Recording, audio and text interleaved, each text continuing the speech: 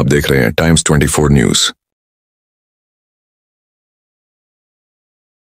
समुद्रपूर तालुक्यातील शेतकऱ्यांचे पांदन रस्ता मोकळा करण्याची मागणी। विशेष प्रतिनिधी प्रमोद जिबड, समुद्रपूर वर्धा। 3 नोव्हेंबर 2025 समुद्रपूर तालुक्यातील वायगाव हळद्या येथील शेतकऱ्यांनी आज तहसीलदार कपिल हटकर यांना निवेदन देऊन वायगाव ते राळेगाव पांदन रस्ता अतिक्रमणमुक्त करून तात्काळ मोकळा करण्याची मागणी केली।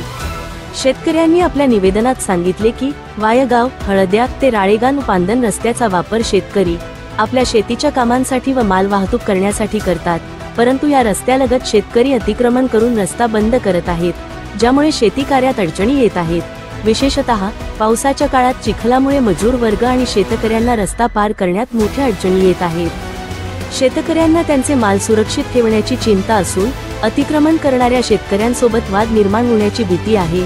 शेतकऱ्यांनी तहसीलदारांना कळवले की या रस्त्याचे महत्त्व पाहता त्वरित हा रस्ता मोकळा केला जावा, ज्यामुळे शेतकऱ्यांची शेती कार्य सुरळीत होऊ शकतील।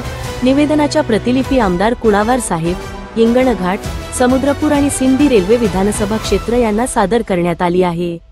निवेदन देणाऱ्या शेतकऱ्यांमध्ये माजी सरपंच उत्तम घुमडे, पोलीस पाटील आशिष पाटील, प्रभाकर घुमडे, माजी सरपंच किशोर घुमडे, संदीप भोले, विठ्ठलराव कापसे, सचिन मुडे, अजय घुमडे, आकाश घुमडे, नामदेव मुडे, रामदास तुराळे, रमेश तडस, पुरुषोत्तम जांगडेकर, कपिल लोहकरे, गणपत कळमकर, पुरुषोत्तमजी वैद्य, संजय गोटे यांचा समावेश होता। शेतकऱ्यांनी प्रशासनाकडे या समस्येवर तात्काळ लक्ष देऊन उपाययोजना करण्याची मागणी केली आहे।